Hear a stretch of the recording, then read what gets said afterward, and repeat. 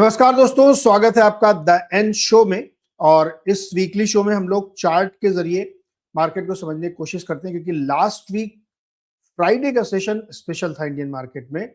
वहां पे एकदम डिफरेंट तरीके से बिहेवियर हुआ, उसको डिकोड करने की कोशिश करेंगे।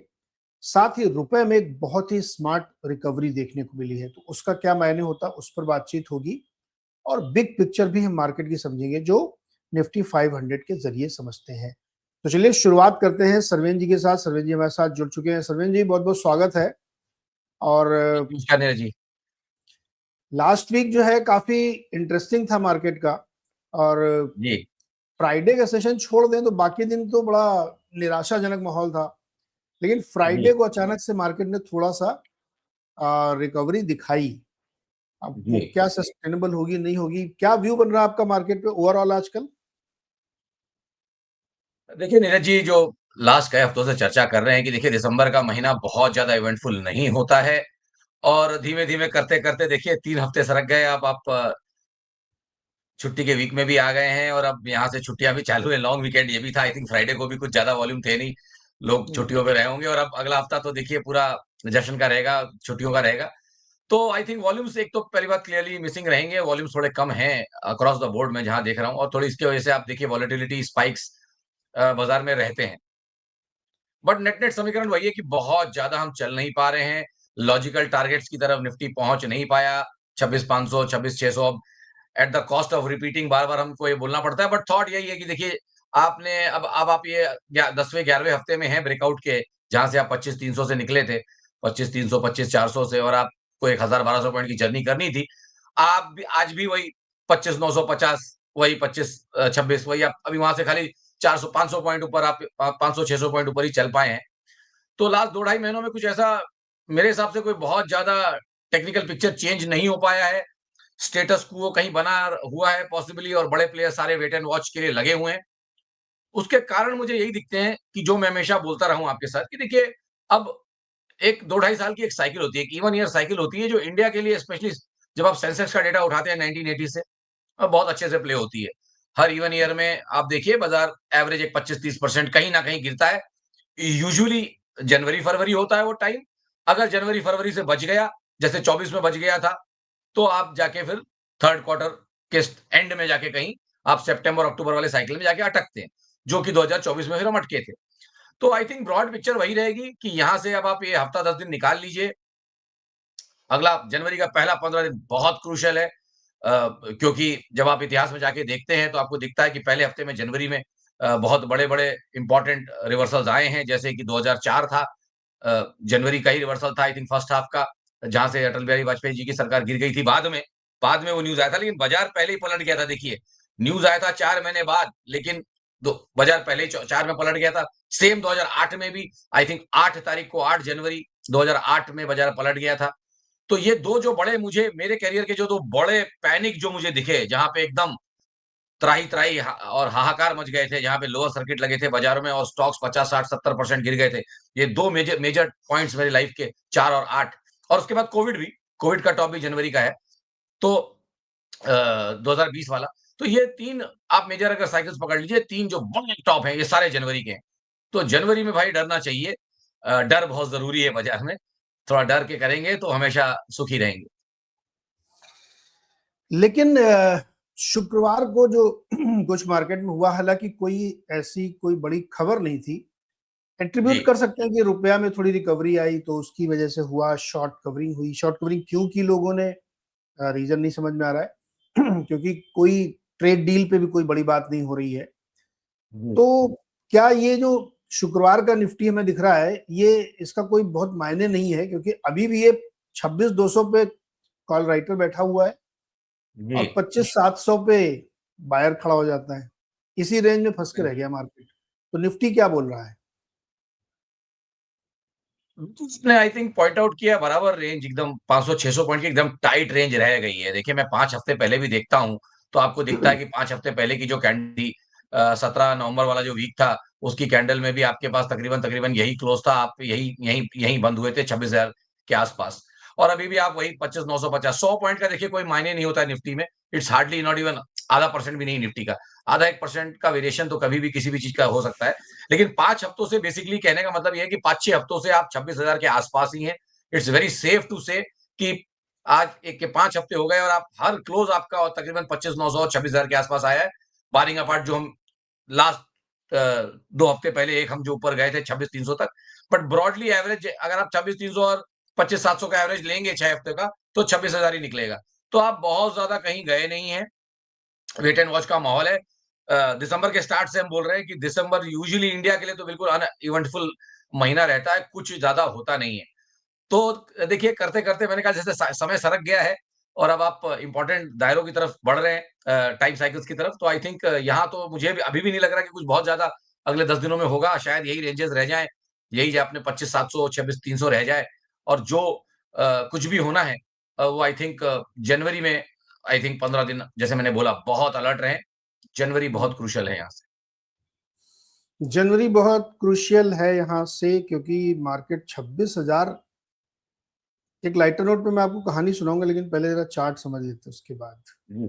जी, अब निफ्टी 500, जी। यार इसकी कहानी तो बिल्कुल मजेदार नहीं है भाई। मज़ेदार नहीं है, बिल्कुल देखिए एज़ अ ट्रेडर अगर किसी को उसको कुछ अगर आप एक ही जगह पड़े रहेंगे बाज़ार में, तो एंड अगर सपोज़ आप इंडेक्स ट्रेडर हैं, देखिए इंडेक्स को देख के ही सारे काम होते हैं। इंडेक्स ही आपको वो कॉन्फिडेंस देता है कि हाँ, मैं जाके बाय या सेल करूँ बाज़ार में, राइट? तो अगर इंडेक्स ही मरा हुआ सा पड़ा हुआ है एकदम एक ही जगह पे, ये तो आप देख लीजिए फ्लैट लाइन है क्लोजिंग की तकरीबन-तकरीबन 23,750 के आसपास ऑलमोस्ट सब कुछ वहीं से 150 पॉइंट ऊपर नीचे में सारा खेल तमाम हो गया है इसका निफ्टी 500 का कितने हफ्ते हो गए? 4 4 8 11वां या 12वां हफ्ता चल रहा है। तो आप हम्म। ब्रेकआउट से आपने तकरीबन-तकरीबन 11वें हफ्ते पे आप आ गए और आप वहीं पड़े हैं। Not know net movement at all और 11 हफ्ते का मतलब क्या हो गया 12 हफ्ते का? 3 महीने से आप एक ही जगह पड़े हुए हैं और माहौल सेंटिमेंट सब बना हुआ है इंडिया का कि नहीं साहब सब ठीक है, पैसा भी आ ही रहा है। तो खाली क्योंकि पैसा आते जा रहा है, आप कहीं एक जगह पे लगे हुए हैं लेकिन ऊपर में सप्लाई भी इक्वली है। इस समय डिमांड सप्लाई का इक्वेशन एकदम बराबरी का है। जितना पैसा आ रहा है, उतना डिलीवरी में माल भी आ रहा है। चाहे निफ्टी हो, चाहे निफ्टी 500 हो, उसको रोकने के लिए अगर रोकने के लिए भाव को एक ही जगह पे डिमांड सप्लाई का मैच होना बहुत ज़रूरी है। इसके मतलब फिजिकल डिलीवरी की सेलिंग भी उतनी ही आ रही है जितना पैसा आ रहा है। सो वो स्टेटस को मेंटेन्ड है। बुल्स और बेयर्स में एकदम बराबरी का अभी सेटअप है लास्ट 11-12 हफ्तों से। कोई जीत नहीं रहा, कोई हार नहीं रहा है। हम्म। जीत-हार का फैसला आई थिंक यहाँ से कुछ समय बाद ही होगा ऐसा लग रहा है। 1-2 हफ्ते और चले जाएँगे, ऐसे ही साइडवेज़। नया साल आज, नए साल में हम लोग देखेंगे 2026 जी, जी, में। जी। आपने नैस्डैक का चार्ट जिक्र किया, आज की इसको देखना चाहिए। नैस्डैक में क्या हो रहा है, कोई नई रेंज बनती हुई दिख रही है क्या? नैस्डैक का मैंने वही विरोधाभास उसके लिए दिखाया कि नैस्डैक मैंने दिखाने का मेरा आज कारण यही था कि नैस्डैक अपना एक बड़ा पैटर्न करके उसके ऊपर कहीं ट्रेड हो रहा था और 3 हफ्तों से अब नैस्डैक नहीं चल पा रहा है। जब डाउ ने नए हाई रखे, तो हम्म। एसएनपी और नैस्डैक ने साथ में हाई नहीं रखे। मतलब 1-2 दिन, 4 दिन का मायने दिया जाता है लीवे दिया जाता है। अब ये हो गया आपका तीसरा हफ्ता, मतलब 21-22 दिन हो गए। तो कहने का मकसद ये है यहाँ पे कि अ, अब वही बार-बार लौट के बेसिक्स पे ही जाना पड़ता है, सिंपल चीज़ों पे averages must confirm. Averages confirm नहीं हो रहे हैं, बाजार तारतम्य में नहीं चल रहा है, एक कदम चाल में नहीं चल रहा है और तितर-बितर चल रहा है। सारे इंडेक्सेस अलग-अलग कुछ करना चाह रहे हैं। डाउ ने हैमर ली, एसएनपी नैस्डैक ने नहीं मारे 3 हफ्ते से। ये मेरे लिए अगेन चिंता का विषय है। ये स्लाइट नेगेटिव डाइवर्जेंस इसको जो बोलते हैं, ये बना हुआ है।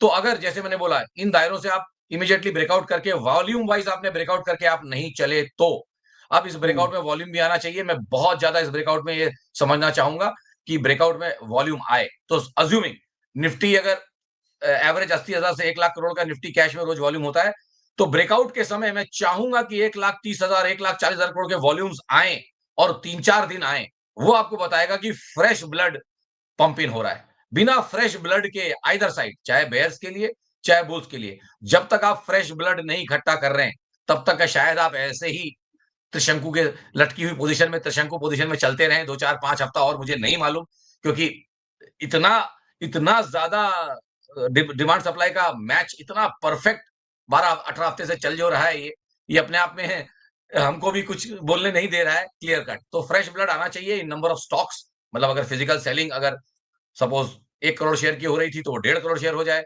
और अगर फिजिकल बाइंग हो रही थी 1 करोड़ शेयर की तो वो 1.5 करोड़ हो जाए। ऐसा कुछ 30-40% का वॉल्यूम एक्सपेंशन आइदर साइड ही इस रेंज को अब तोड़ेगा, और जिस तरफ तोड़ेगा उस तरफ हम ट्रेड करने की बिल्कुल कोशिश करेंगे। तो आगे के पॉडकास्ट देखते रहिए। बट जनवरी से थोड़ा नेक्स्ट 15 दिन छुट्टी मत लीजिए, 20 दिन, फिर रिपीट कर रहा हूँ, बट 20-25 दिन कहीं मत जाइए, बाजार में रहिए, जो होना है यहीं से होगा। आई थिंक 20-25 दिन का विंडो है, उसमें कुछ या तो बड़ा ब्रेकआउट या तो बड़ा ब्रेकडाउन, ये दोनों में से एक होना ही चाहिए। यार आप पिछले 1.5-2 महीने से करो छुट्टी ले लो, छुट्टी ले लो, मतलब कितने दिन न ले छुट्टी? अब सर क्या करें, बाजार है। मैंने हमेशा बोला है कि अगर आप बाजार कर रहे हो तो बाजार सुप्रीम है, आप बाजार के गुलाम हो, बाजार आपका गुलाम नहीं है। बाजार कभी भी कुछ भी कर सकता है, बट साइकिल टर्न्स जब आते हैं इंपॉर्टेंट वाले, जैसे मैंने अभी पॉइंट आउट किया जनवरी वाला, जनवरी हम्म, इवन ईयर तो मैं कहीं नहीं जाता हूँ। ये मेरा रिकॉर्ड है 20 साल का, मैंने जनवरी में कभी छुट्टी नहीं ली, क्योंकि वो साइकिल टर्न ही इतना बड़ा है कि आप उसको हम्म। मिस नहीं कर सकते। आपको रहना पड़ेगा वहां पे। आप अगर आप बाजार देखते हैं तो आपको रहना पड़ेगा। इवन ईयर का मतलब 26, 6, 2, 8, ये दैट्स नॉट जी इवन ईयर। जी जी। 2 4 8, ये आपको ये सारे सालों में 2000, 2002, 4, 8 और 10 और 12 और 14 और 16 आपको ऐसे उसको देखना पड़ेगा। हाँ तो दो अगर पूरा जोड़े 2026 तब भी इवन ही बनेगा, 10 बनेगा। जी जी। ओके भाई, इवन है, चलो और 15 दिन छुट्टी मत लेना। अब 15 दिन के बाद तो फिर काम पे लग जाएगा आदमी, फिर क्या ये छुट्टी 10-12 दिन, लेगा। आई थिंक ये 10 दिन जो दिसंबर के बचे हैं, इनमें ज्यादा कुछ नहीं होगा। इनमें एंजॉय करें, थोड़ा सा एक आंख की निगाह के कोने से ध्यान रखें, बट सीरियस होने का टाइम आ जाएगा जनवरी में। एकदम सीरियस हो जाएं, और फिर उस समय कुछ भी बाजार को छोड़ के ना करें, अगर आप बाजार वाले हैं तो। अरे हमारा प्यारा सिल्वर देखो ना, दे जी दनादन, कौन धुरंधर तेजी है इसमें। जी जी, रोक सको धुरंधर तो यही है। रोकने वाला बोल रहा है। ऑल टाइम हाई पर हाई लगा रहा है। क्या कह रहा जी है उसका चार्ट? ये तो मतलब देखिए, फिजिक्स कहती है कि 45 डिग्री पे अगर कोई चीज प्रोजेक्ट की जाती है तो सबसे दूर जाती है वो। जी। और ये चल रहा है करीब 80 डिग्री पे। हाँ हाँ, तकरीबन 80 क्या, मैं तो कह रहा हूँ जिस तरह से चल रहा है वर्टिकल लाइन में चल रहा है, एकदम 90 डिग्री के कोण में, उससे थोड़ा कम 80-85 हाँ। चल रहा है। और बिल्कुल चल रहा है। और देखिए, अचंभा कर देने वाली कुछ रीडिंग्स आ गई हैं, जो मैं लास्ट पॉडकास्ट में भी डिस्कस कर रहा था कि भाई देखिए, ये जो रीडिंग्स आ गई हैं कुछ अलग ही बता रही हैं। वीकली रीडिंग्स जो आई हुई हैं आरएसआई की या गोल्ड की भी आप मंथली रीडिंग्स देखेंगे, ये 50-50 साल के हाईस पे चल रही हैं। तो हम्म। डेफिनेटली मैंने वही बोला कि ट्रेंड तो कंटिन्यूड है। किसी के पास नीचे के भाव से माल है और वो चाहता है कि मुझे ट्रेलिंग स्टॉप लॉस से बने रहना है, आप बने रहिए। नया यहाँ से कोई नया समीकरण या नया रिस्क रिवॉर्ड निकाल पाना बहुत ही मुश्किल है, टेक्निकल ट्रेडर्स के लिए भी और वैसे भी। यहाँ से नए समीकरण और अच्छे रिस्क रिवॉर्ड निकालना थोड़ा मुश्किल है, अनलेस अंटिल ये इंडिकेटर्स थोड़े कूल ऑफ हो जाएं, मतलब आरएसआई थोड़ा ये ओवरबॉट से थोड़ा कूल ऑफ हो जाए, हल्का सा भी कूल ऑफ हो, जो भी है 20-30 पॉइंट कूल ऑफ हो, तो आपको समझ में आएगा कि हाँ, मैं यहाँ से कुछ नया करूं। बट इन रीडिंग्स में से क्या है, इतना रिस्क है कि देखिए, जो जो जो सिल्वर के केस में आप देखिए, जो मैंने लाइंस डाली हुई हैं, बड़ी सीक्वेंस में चल रही हैं। 25, 30, 35, 40, 45, फिर 55 निकाला, फिर 60 निकाला, इस हफ्ते में 65 निकाला। तो लास्ट हफ्ते भी यही बोल रहे थे कि भाई इवन ईयर्स हैं, चुंबक के जैसा खींचेंगे, सॉरी, राउंड फिगर्स हैं, चुंबक के जैसे खींचेंगे। बट थॉट वही है कि जो पुल है, जितना जोर से 50 ने खींचा, राउंड नंबर बिल्कुल ही राउंड नंबर था, हाफ वे मार्क था 100 का। जिस तरह से 50 ने खींचा, फिर 60 ने अपने दम से खींचा। तो एज एंड व्हेन जैसे-जैसे ऊपर जा रहा है, मोमेंटम ओवरबॉट होता जा रहा है, तो वो पुल जो है ना, थोड़ा-थोड़ा मेरे हिसाब से वीक होता जाएगा। But that does not stop it कि भाई ये 70 का वो जो पुल है, वो अब इसको खींच ही रहा है। $2 ही बचे हैं। 67, ऑलमोस्ट 68 हम हो गए थे कल। तो आप 69-70 भी चले जाएँ, मुझे उससे आश्चर्य नहीं होगा। बट जैसे मैंने बोला, नए समीकरण, नए रिस्क रिवॉर्ड बना पाना यहाँ से थोड़ा मुश्किल है। After being gold and silver bull for 3 and half, 4 साल से हम गोल्ड सिल्वर के बुल बने बैठे हैं, और 4 साल से ज़्यादा हो गया, और अब हमको भी डर लग रहा है कि भाई, और जैसे मैंने बोला, डरना थोड़ा ज़रूरी है। वो आपको रिस्क मिटिगेट करने में हेल्प करता है। थोड़े डरना में कोई बुराई नहीं है, और इन हम्म। जगहों से तो नया मेरे पास कुछ देने के लिए नहीं है किसी को भी। क्या ये कह सकते हैं कि गोल्ड और सिल्वर के बीच में तलाक हो गया है? बिल्कुल हो गया है। लास्ट हफ्ते भी यही पॉइंट आउट किया था कि भाई सिल्वर अगर आप देखेंगे तो लास्ट 3-4 हफ्तों से नए हाई पे हाई मारे जा रहा है। सिल्वर ने 1, 2, 3 चौथा हफ्ता हो गया। इनफैक्ट 6 हफ्ते हो गए, जहाँ गोल्ड ने नया हाई नहीं मारा, और सिल्वर नए हाई मारे जा रहा है। तो जहाँ से सिल्वर ने हाई मारना शुरू किया है, वहाँ से 6 हफ्ते हो गए। उन 6 हफ्तों में गोल्ड एक भी नया हाई नहीं रजिस्टर कर पाया है। तो ये अगेन एवरेजेस मस्ट कंफर्म। 2 बड़े एवरेजेस या इंडाइसेस या 2 बड़ी चीज़ें एक दूसरे के साथ कंफर्म करती हैं, तो कॉन्फिडेंस बढ़ता है, नहीं करती हैं तो थोड़ा-सा कॉन्फिडेंस घटता है। तो मैं ये नहीं बोल रहा हूँ कि ज़ीरो कॉन्फिडेंस, बट कॉन्फिडेंस थोड़ा घटा हुआ है, गोल्ड नहीं चल रहा है, खाली सिल्वर चल रहा है, तो थोड़ा कॉन्फिडेंस ये घटा हुआ है कि भाई क्या अब 2 चीज़ें होंगी, क्या सिल्वर गोल्ड को भी ब्रेकआउट करने में मजबूर कर देगा और दोनों भागना शुरू कर देंगे? ये एक सिनेरियो हो गया और दूसरा सिनेरियो ये है कि सिल्वर की जो चाल है ये कहीं यहाँ रुक जाएगी और थोड़ा करेक्शन आ सकता है क्योंकि गोल्ड उसको पकड़ लेगा। गोल्ड नहीं चल रहा है तो सिल्वर को भी कहीं न कहीं अब उसके सिंक में आना पड़ेगा। So either of the way या ये इसको खींच ले या ये उसको रोक ले। ये भी मेरे को लगता है कि अब ये आने वाले हफ्ते में या 10 दिन 15 दिन में वो वैल्यू भी क्लियर हो जानी चाहिए और अगर साइकोलॉजिकल 70 मार्क को किस करना है, टेस्ट करना है, तो वो भी अगले हफ्ते में हो जाना चाहिए। बहुत ज़्यादा मुझे अब मोमेंटम में जगह नहीं दिख रही कि बहुत बड़ा यहाँ से कोई ब्रेकआउट हो जाए। जी। प्रोबेबिलिटी हमेशा रहती है 5-10% बट 80-90% मुझे लगता है कि यहाँ से नया बुल मार्केट या नया बड़ा ब्रेकआउट अ, पॉसिबल नहीं है। इसी ट्रेंड में आप 5, 10, 15 पॉइंट ऐड करना चाहें 5 पॉइंट ऐड करना चाहें सॉरी 15 नहीं, 10 नहीं, 5 पॉइंट और ऐड करना चाहें तो आप कर सकते हैं, मैं ना नहीं बोल रहा हूँ। बट उसके बियॉन्ड मुझे अभी विजिबिलिटी अब दिख नहीं रही है और रिस्क बहुत ज़्यादा हो गया है कि कभी भी करेक्शन एक शार्प करेक्शन आ सकता है और सिल्वर के अंदर आदत ही है शार्प करेक्शंस देने की और हुँ, 20% मार्जिन कर दिया है। मार्जिन धीमे-धीमे 8% से बढ़ते-बढ़ते 20-22% हो गया है। ये अपने आप में लोगों को थोड़ा रोकेगा और अगर आप ग्लोबल पोज़ीशन देखेंगे जाके कॉमेक्स की पोज़ीशंस आप देखेंगे कॉट रिपोर्ट देखेंगे, तो बड़ा एक यूनिक सिचुएशन बन रहा है। लॉन्ग्स वाले भी प्रॉफिट बुक किए जा रहे हैं, ओआई कम हो रहा है और शॉर्ट वाला भी ओआई काटते जा रहा है। तो थोड़ा-सा बड़ा ये है कि लॉन्ग शॉर्ट दोनों कटते जा रहे हैं। बड़े प्लेयर्स को भी आई थिंक अब उतनी क्लैरिटी नहीं है। जैसे मैंने अभी बोला, उतनी अब क्लैरिटी नहीं है कि डायरेक्शन वाइज़ यहाँ से क्या करेगा। तो लॉन्ग वाले भी ओआई अपना प्रॉफिट बुक करते जा रहे हैं और शॉर्ट वालों को लॉस हो रहा है। जो कमर्शियल्स हैं, जो शॉर्ट चल रहे हैं, जो कंपनियाँ हैं बड़ी-बड़ी जो अपना फ्यूचर प्रोडक्शन हेज करती हैं, वो भी अपना हुँ, सौदा काटते जा रही हैं। उनको भी क्लैरिटी नहीं है। तो दोनों तरफ ओआई रिडक्शन है और बहुत शार्प रिडक्शन है। मतलब आई थिंक 3-4 साल के लो पे ओआई चल रहा है, कॉमेक्स सिल्वर का, अगर if I am not wrong. तो आई थिंक 3-4 साल के लो पे जहाँ तक मैंने लास्ट देखा था, एक 3-4 साल के लो पे आपका ये ओपन इंटरेस्ट चल रहा है।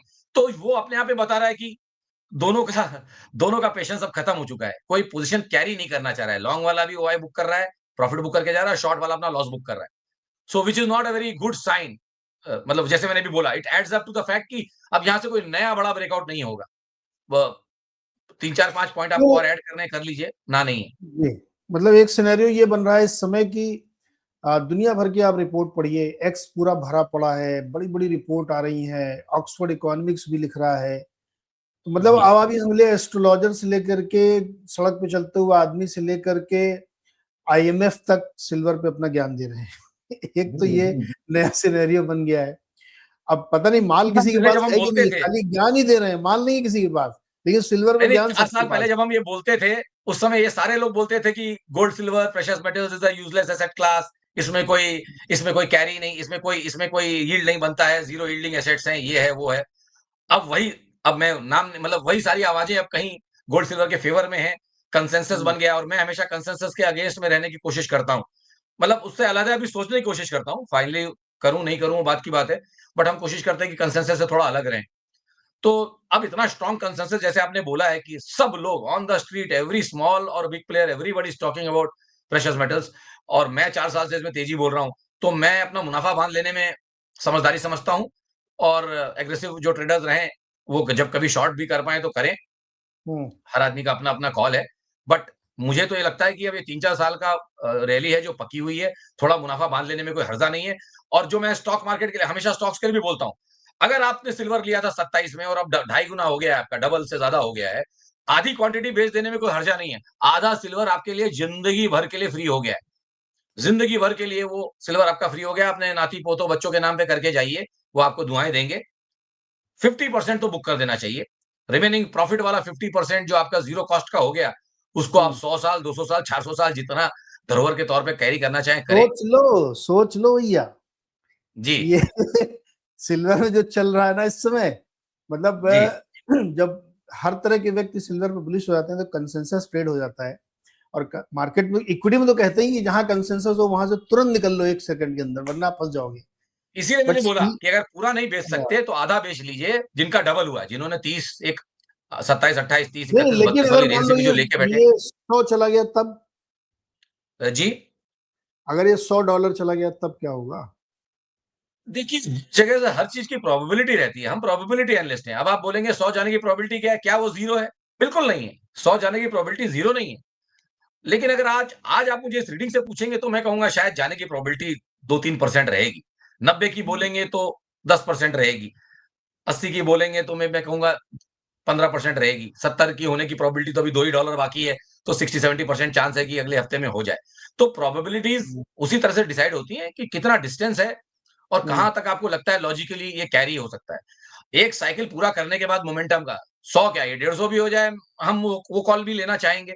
बट यहाँ से बहुत मुश्किल है वो कॉल लेना, यहाँ से वो प्रोबेबिलिटी कम दिखती है। एक हेल्दी करेक्शन के बाद बेस बने और उस बेस से हम सोचें कि हाँ, अब 100 चढ़ेंगे, 150 चढ़ेंगे, 200 चढ़ेंगे, वो अच्छा, कॉल हम बिल्कुल लेंगे। सिल्वर पे एक लास्ट क्वेश्चन। जी। अगर ये मान लीजिए 70 के आसपास, ये 70 राउंड फिगर मान के चले, 70 से 20-30% करेक्शन होने के बाद फिर चलना शुरू हो जाए तब आप खुश होंगे, या गिरने के बाद वो कम से कम 6 महीने यहाँ टाइम बिताए तब आप खुश होंगे? नहीं, अगर आप देखें इसमें अगर 6-7 हफ्ते पहले का 8 हफ्ते एग्ज़ैक्ट मुझे टाइम आई थिंक 6-7 हफ्ते पहले हमने एग्ज़ैक्ट सिल्वर के वो टाइमलाइन्स भी किए थे। सिल्वर 6-8 महीने में एक बार 20-25% आराम से गिर जाता है। उसमें जब भी हम्म, करेक्शंस रहते हैं 20-1% का करेक्शन 6-8 महीने में एक बार आ जाता है और वो करेक्शन भी बड़ा फ़ास्ट होता है। 40-50 दिन का के करीब एवरेज रहता है, 50 दिन का एवरेज, कभी 25 दिन में हो जाता है, कभी 90 दिन में हो जाता है। मतलब ब्रॉडली एक 40-50 दिन के एवरेज में, 2 महीने के एवरेज में सिल्वर आराम से 20-25% करेक्शन दे दे चुका है, एक बार नहीं, कई बार, कई बार। हम्म, वो रिस्क हमें अब यहाँ से हमेशा बना रहेगा, ठीक है? अगर आप उस रिस्क रिस्क को पचा सकते हैं, आपको बोलता है नहीं, नहीं साहब हमें तो 20-25% से कोई फ़र्क नहीं पड़ता है। हम उतना पचा लेंगे, हमारे पास उतना पैसा है, हमारे पास नहीं उतना नहीं रिस्क नहीं, मैनेजमेंट है। मेरा क्वेश्चन ये नहीं है, मेरा क्वेश्चन ये है कि मान लीजिए 30% करेक्शन आ गया, मैं आ रहा हूँ, उसी पे आ रहा हूँ। इमीडिएटली वहां से ऊपर जाएगा या फिर वो 6 महीने यहीं टहलता रहेगा? मैं उसी पे हूँ। तो मैं जब वो करेक्शन जो दिखेगा, तो मैं उसको 40-50 दिन का एवरेज टाइम दूँगा और 50 दिन के बाद, 60 दिन के बाद मतलब 2 महीने के बाद आई एम ओके। अगर साइकिल्स कूल ऑफ हो गए, तो विदिन 2 मंथ्स 6 महीना भी नहीं, 2 महीने के बाद भी मैं लेने की कवायद कर सकता हूँ, अगर मुझे 1-2 महीने का करेक्शन यहाँ दिख जाए। नया कवायद मैं वहाँ से कर सकता हूँ, लेकिन फिलहाल वो कवायद नहीं है। फिलहाल थोड़ा-सा जैसे आपने बोला इतना स्ट्रॉन्ग कंसेंसस है कि थोड़ा वेट कर लेने में हर्जा नहीं है। वेट कर लेने में थोड़ा हर्जा नहीं है। हम्म, क्लैरिटी आ जाने में थोड़ा हर्जा नहीं है। नया यहाँ से रिस्क रिवार्ड नहीं बन रहा है। एज़ अ टेक्निकल ट्रेडर कि मैं बताऊँ कि ये स्टॉप लॉस है और ये टारगेट है, 1:2 का रिस्क रिवार्ड बन रहा हो, ऐसा मुझे अब समीकरण नहीं दिख रहे हैं। इसके लिए मैं नई कवायद कुछ नहीं कर रहा हूँ। बट मैं सबको यही बोल रहा हूँ कि अगर बुक कर सकते हैं, थोड़ा बुक कर लीजिए आधा, 1/3 पूरा जैसा है, वो आपके ऊपर निर्भर है। हम वैसा कोई कॉल नहीं दे रहे हैं, बट आप हम्म। करना चाहें तो अपने हिसाब से वो कर सकते हैं। तो सिल्वर में ये कॉल निकल रही भाई कि इस समय बहुत थोड़ा रिस्क जोन में चला गया है, क्योंकि कंसेंसस हो गया है, मतलब चौराहे से लेकर के आईएमएफ तक चांदी पर बुलिश है। आईएमएफ का बकायदा हुँ। आर्टिकल लिखा हुआ जी। ऑक्सफोर्ड में भी लिखा गया, तरह तरह के लोग लिख रहे हैं। तो रिस्क है यहाँ पे। आइडिया ये है कि बहुत ज्यादा रिस्की ट्रेड में जाने में आप फंस, जहां कंसेंसस हो गया वहां थोड़ा रिस्क बढ़ जाता है, और जी, जब नीचे जी। आएगा तो फिर देखा जाएगा। लेकिन फिलहाल चांदी में जो एक धुरंधर तेजी चल रही है, ये गजब है। और दूसरा अपना आइटम है डॉलर और रुपी। जी, लास्ट वीक उसका आखिरी दिन अगर हम छोड़ दें, जो जी। शुक्रवार को उसने 90 के नीचे के आगे क्लोजिंग दी है, तो पूरे हफ्ते उसने परेशान किया और इक्विटी मार्केट को भी उसने धराशायी कर दिया था। अब क्या लगता है कि 90 के नीचे सस्टेन करेगा, या जो इंटरवेंशन किया गया है, अगर आप जी, कल का चार्ट देखें तो 2 बजे के बाद एक बहुत बड़ी सी रेड कैंडल बनी हुई थी डॉलर में। जी, तो यानी जी। कहीं न कहीं से इंटरवेंशन आया है, आरबीआई ने किया, किसने किया, कहीं से आया और उसको 90 के नीचे लाया है। अब यहाँ से आगे क्या रास्ता बन रहा है? वो तो एक स्ट्रॉन्ग वीकली कैंडल बनी है, इसमें इसमें कोई दोहराय नहीं है और बिल्कुल लाज़मी है। हम पिछले पॉडकास्ट में बात भी कर रहे थे कि 90-91 के आसपास उन रेंज और हमारा इनिशियल टारगेट 90-91 का ही था। अभी हमने उसको मॉडिफाई करके 94, 90, 93, 94 किया था, बट हम उस कॉल पे भी आई थिंक बने रहेंगे जब तक ये खतरा पूरा टल नहीं जाए। आई थिंक इंटरवेंशन थोड़ा बहुत सेंट्रल बैंकर्स को करना ही था और उन्होंने किया भी और इम्पोर्टेंट लेवल्स भी थे। वो भी नहीं चाहेंगे कि इस साल की क्लोजिंग ऐसी 90 के ये ईयरली क्लोजिंग भी दर्ज हो जाए 90 के ऊपर, तो बिल्कुल 90 को डिफेंड किया जाएगा, इसमें कोई बुराई भी नहीं है और करना भी चाहिए, जहाँ तक सामर्थ हो। बट हुँ, मेरे लिए आई थिंक मेरे लिए जो ज़्यादा इम्पोर्टेंट लेवल्स हैं, वो 87-88 के हैं, जो 87-88 का ब्रेकआउट हुआ था, स्पेशली 88, 87-90, 88, 87-90, 88 ऐसा कई बार अटका था बीच में। तो आई थिंक जब तक 88 के नीचे नहीं जा रहा, तो मुझे थॉट वही था 90 पे भी कि जब तक 88 के नीचे नहीं जा रहा, तो मेरे पास ₹2 का रिस्क है।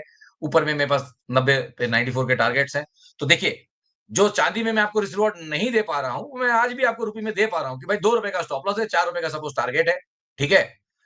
तो ये अगेन मैं वही कहूँगा कि एक डिस्क्लेमर टाइप्स में कि हम जो भी इस शो में करते हैं, वो कोई स्पेसिफिक कॉल नहीं है। आप अपने हिसाब से उसको देख के करें। बट रिस्क रिवॉर्ड है तो व्यू दे रहे हैं कि भाई 88 के नीचे जाना नहीं चाहिए, 94 पहले आना चाहिए। तो ये थॉट तो अभी भी बना हुआ है और हम्म। 90 के क्लोज इस साल में आएँगे, नहीं आएँगे, वो तो अब पूरा का पूरा मेरे हिसाब से आरबीआई के हाथ में ही है।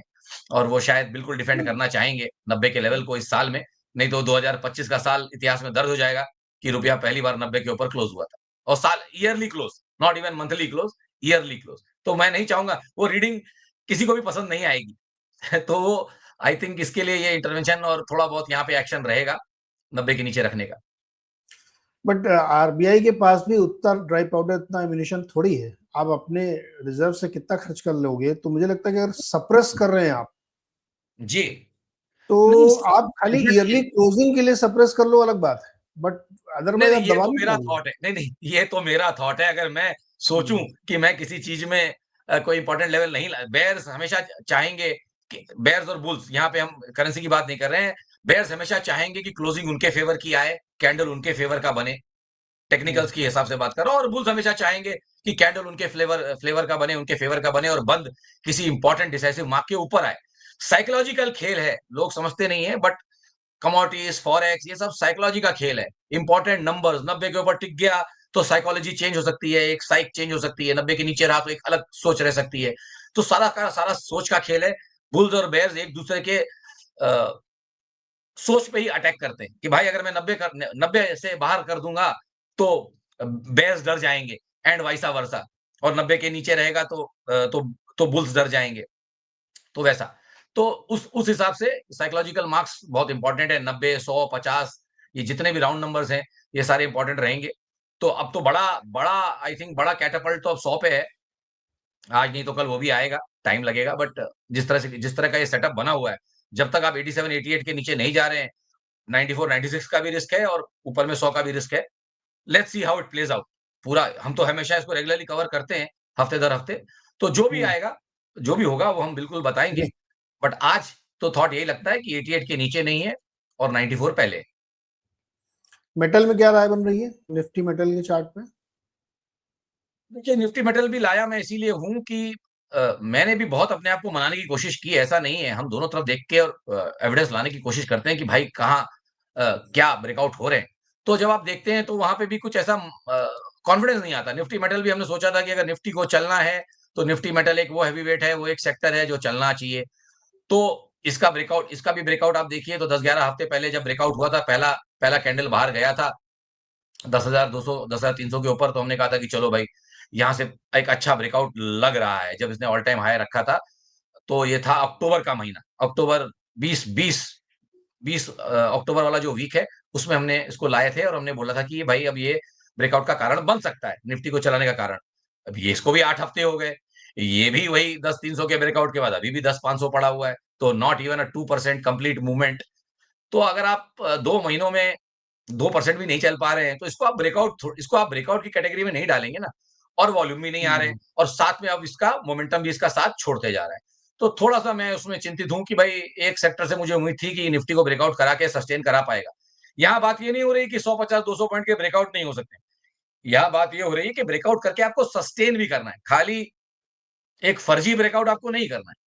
तो हम्म। उसके उसके समीकरण मुझे बनते हुए नहीं दिख पा रहे हैं। अपने आप को लाख मनाने के बाद भी मुझे वो समीकरण कहीं भी बनते नहीं दिख रहे हैं कि ये ब्रेकआउट होगा और सस्टेन होगा। अनलेस अंटिल कुछ एकदम से चेंजिंग मोमेंट या कुछ नया कुछ आ जाए अगले साल में। तो अब देखेंगे अगले साल के एलोकेशन क्या बनते हैं, इंडिया पे एलोकेशन आ रहे हैं, नहीं आ रहे हैं। एफआईआईस अपना एलोकेशन क्या कर रहे हैं। म्यूचुअल फंड्स का हमको मालूम ही है कि पैसा आ रहा है, उसमें कोई डाउट नहीं है। बट जो अननोन फैक्टर है, वो अब ये समझ में आएगा कि नेक्स्ट ईयर के एलोकेशन में क्या हो रहा है। और दूसरा सबसे बड़ा डर मेरा ये बना हुआ है कि अगर चाइना चला और चाइना को एलोकेशन गए और फ्रेश ओवरऑल एशिया पैक को एलोकेशन नहीं मिला, वो ₹100 का ₹100 ही रहा, लेकिन चाइना को ज़्यादा एलोकेशन मिल गया, तो मुझे लगता है बाकी सारे ईएम्स में सेलिंग रहेगी और क्योंकि निफ्टी ऑलरेडी एक आउटलायर है, आई थिंक अगर किसी कारण से वो वेट चाइना के बढ़ते हैं और एलोकेशन ओवरऑल ₹100 ही रहता है, तो चाइना में बाइंग आएगी और इंडिया में सेलिंग आएगी। ओके, तो ये है तस्वीर मेटल की भी, जो भी बेचारा कोशिश करके उसने देख लिया, लेकिन बात बनी नहीं है। तो अभी कितना, आज 20 तारीख हो गया है। अब बहुत जी, ज़्यादा ट्रेडिंग सेशन नहीं, अगले हफ्ते बीच में एक दिन छुट्टी भी है, 25 तारीख जी, की, क्रिसमस जी। की। तो कितने ट्रेडिंग सेशन बचे हैं? ज़्यादा नहीं बचे, हमारे ख्याल में 9 ट्रेडिंग सेशन होंगे, 4 अगले हफ्ते के, उसके हफ्ते भी नहीं, उसके हफ्ते 4 भी नहीं होंगे, 2-3 होंगे। तो ईयर एंड क्लोजिंग बड़ी इंपॉर्टेंट होगी, और फिर आप जनवरी में डरा रहे होगे यार, इवन ईयर है, इवन ईयर है। अब उसके 7 लिए ट्रेडिंग डे बाकी 7 ट्रेडिंग डेज़ बाकी हैं। 7 इधर बाकी है, और फिर उधर आप 10-12 दिन और लोगे। हाँ, एक तो फर्स्ट फोर्टनाइट पहला 15 दिन जनवरी का बड़ा ही इम्पोर्टेंट रहता है। एक्चुअली पहला हफ्ता ही बहुत इम्पोर्टेंट रहता है। तो अ, बट जनवरी को आप पूरा भी इम्पोर्टेंट समझ के ही चलिए, कोई ऐसा नहीं है क्योंकि 2018 का जो टॉप बना था 2018 में जो मिड कैप टॉप था, लोग समझते हैं कि एक 2018 को मैं अपने जीवन भर बहुत इम्पोर्टेंट मानते रहूँगा टेक्निकली, क्योंकि 2018 में जब मिड कैप इंडेक्स ने टॉप लगाया था जनवरी 28 को, 28 या 29 तारीख को जब लगाया था, कारण जो भी रहे हों, बट उसके पहले से ही सेलिंग चली रही थी, तो कोविड लो तक 2020 तक गिरता रहा था। तो 18 पूरा गिरा, 19 पूरा गिरा और 20 के भी पहले 3 महीने तो पूरा का पूरा वो एक 25-26 तकरीबन 26-27 महीने की वो मंदी थी। तो लोग सोचते ज़रूर हैं कि कोविड का टॉप 2020 में निफ्टी ने टॉप मारा, लेकिन फॉर द इंडियन मार्केट मेरे हिसाब से जो मेजर टॉप था वो जनवरी 2018 का था, जहाँ से मिड कैप्स 70% गिरे थे और 2 साल तक कंटीन्यूअसली गिरते रहे थे, जब निफ्टी फिर भी चल रहा था। निफ्टी ने फिर भी मार्जिनल न्यू हाइज़ मारे थे 18 में, सेकंड हाफ में भी, 19 में भी, 20 में भी, बट मिड कैप इंडेक्स नहीं मार पाए थे। मिड कैप स्टॉक्स को एकदम जिसको बोलते हैं ना तितर-बितर कर दिया गया था। तो उसको मैं कह रहा हूँ, इसीलिए मैं बोल रहा हूँ कि जनवरी आप पूरा ही ले लें, क्योंकि वो टॉप 28 या 29 जनवरी का था। बट येस, जनवरी पूरा अलर्ट रहना है, फर्स्ट हाफ में तो बिल्कुल एकदम आँख, नाक, कान खोल के रखने हैं। चलिए भाई, जनवरी का नया साल जो शुरू हो रहा है उसमें भी हम लोग थोड़ा ध्यान रखेंगे, लेकिन फिलहाल बहुत कुछ हो रहा है मार्केट में, करेंसी में, चांदी में, सोने में, और एक एक पूरी ग्लोबल रीसेट की कहानी बनती हुई यहाँ पे दिख रही है। तो बहुत अलर्ट रहेंगे। जी। अब देखते हैं, अगले हफ्ते में तो और थोड़ा ठंडा रहेगा, छुट्टी वुट्टी में लोग चले ही जाएंगे, बिल्कुल। तो कम वॉल्यूम पे भी बड़े मूव्स आ सकते हैं। जी, छोटा इम्पैक्ट बढ़ जाता है उसमें। तो जी। देखें क्या होता है। तो बहुत बहुत शुक्रिया सरवेन जी, और नेक्स्ट वीक फिर बहुत-बहुत नजर नमस्कार। रहेगी कि क्या होती तस्वीर, उसके बाद फिर नए साल में क्या होगा, ये सबसे इम्पोर्टेंट होगा। और फिलहाल इस पूरे शो के दौरान जो भी आपको जानकारी मिली है, उसको किसी भी हालत में आप बाई, सेल या होल्ड की रिकमेंडेशन नहीं मान सकते हो, चाहे चांदी हो, चाहे करेंसी हो, चाहे निफ्टी हो। आप अपने हिसाब से देखिए, ये केवल एक व्यू पॉइंट है कि इस तरह का सिनेरियो बन रहा है। जैसे चांदी में बहुत सारे लोग $100, $150 की बात कह रहे हैं, तो इसका मतलब नहीं कि वो कह रहे हैं कि $100 चला ही जाएगा, आप खरीद लो कल जाके। वो उनका नजरिया है कि इतना तक जा सकता है, तो ये आपको ध्यान रखना है। बाई सेल के रिकमेंडेशंस नहीं है यहाँ पे। बहुत बहुत शुक्रिया सरवीन जी, अगले हफ्ते फिर मिलते हैं और देखते हैं कि क्या तस्वीर बनती है। और खास तौर पे मेरी नजर तो डॉलर, रुपी और चांदी पर रहेगी। यही दो मैं तो देख रहा हूँ सुबह शाम तक, बाकी तो सब ठीक है। मार्केट जी, तो चल ही रहा है। जी। बहुत